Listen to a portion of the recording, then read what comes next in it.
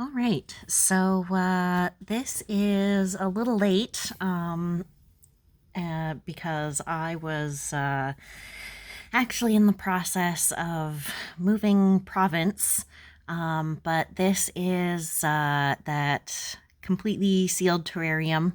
It is now more than 2 years that it has been completely sealed, has not been watered, has not been opened. It has moved with me 3 times now and is still doing incredibly well. You can see on the sides here that the lower layers of moss that were originally attached to the sides of the glass are now turning brown and all of that. So, and that's going to happen, I mean, as the moss climbs up. So at some point, I am probably going to have to open this to just maybe push that down a little bit and clear it so that the ivy doesn't die. But for now, obviously, the ivy is doing well enough. It has definitely developed this nice S curve in there to get better access to the light, which is quite aesthetic, actually. It's very pretty, and I like that. There are definitely still springtails alive in here. You can see them from time to time. That's one there. I think that's one there. And there's some down in the bottom as well. This moss has climbed all the way up to there, so that's pretty neat. Oh, yeah, there's some of the little springtails right there.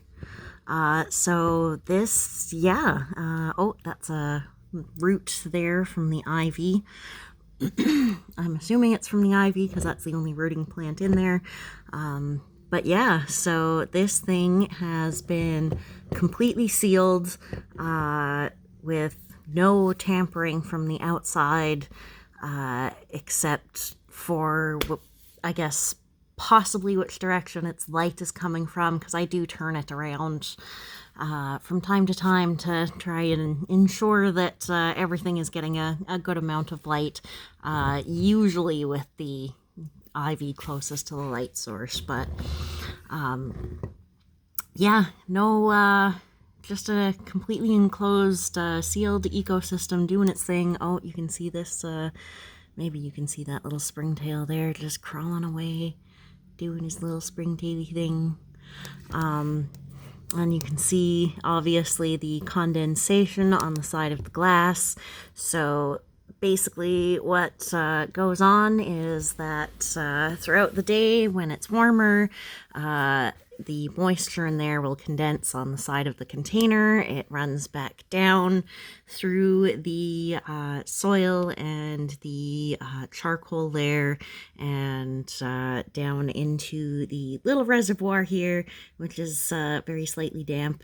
And at night, obviously, it all kind of quote unquote rains, and then in the day does its evaporating thing. So that's its little life or water cycle there. The plants provide oxygen.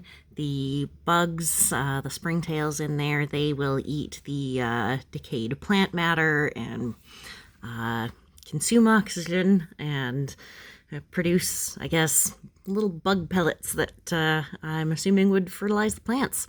So just a nice little ecosystem in there, and it is doing a lot better than I ever could have imagined when I put it together. This was my very, very first one, which is why you can see down at the bottom that in my reservoir layer, all of the rocks have like charcoal dust on them, essentially, because I did not wash my charcoal layer at all when I made this. So it is very slightly less aesthetically pleasing down in the bottom, but otherwise this, yeah, is doing way better than I ever could have expected, and I am so proud of this cute little sealed terrarium and that cute little ivy, which is just giving her.